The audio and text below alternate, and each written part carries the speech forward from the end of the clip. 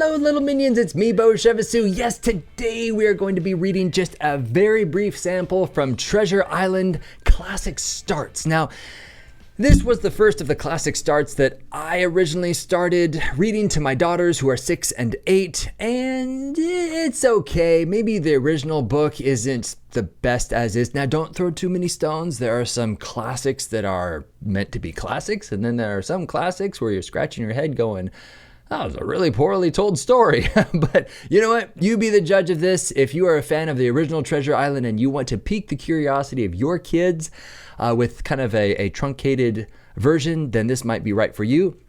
I'm going to read from chapter 10, and that is entitled What I Heard in the Apple Barrel and Afterward.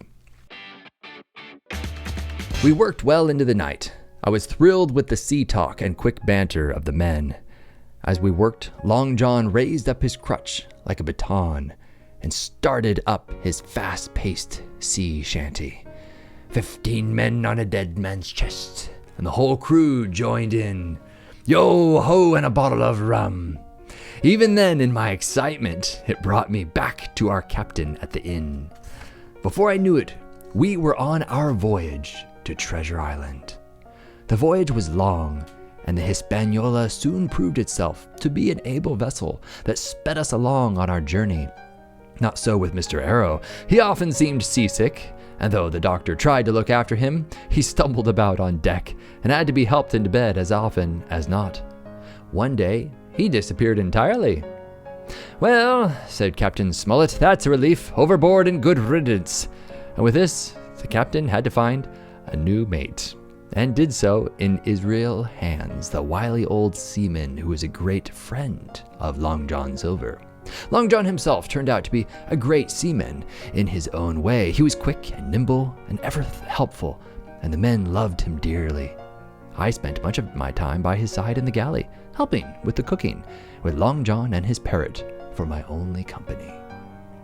I call my parrot, he told me, Captain Flint, after the famous pirate. At this, the parrot would squawk out, pieces of eight, and would carry on until his master covered the cage with a shred of torn sail. He then told me of its great age and the parrot's many voyages. During this time, we drew close, and I thought him the best of men and a true friend. So as you can see, very action-packed. There's a lot of details that they're going to be missing from the original, but once again, the point is to hopefully read your kids one chapter before they go to bed.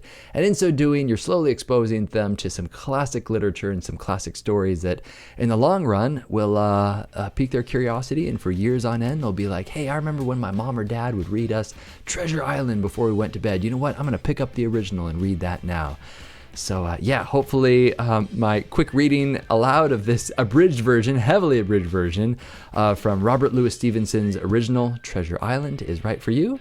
I'll leave the link in the description below if you want to go purchase it for your young kids. My name is Beau. Catch you later.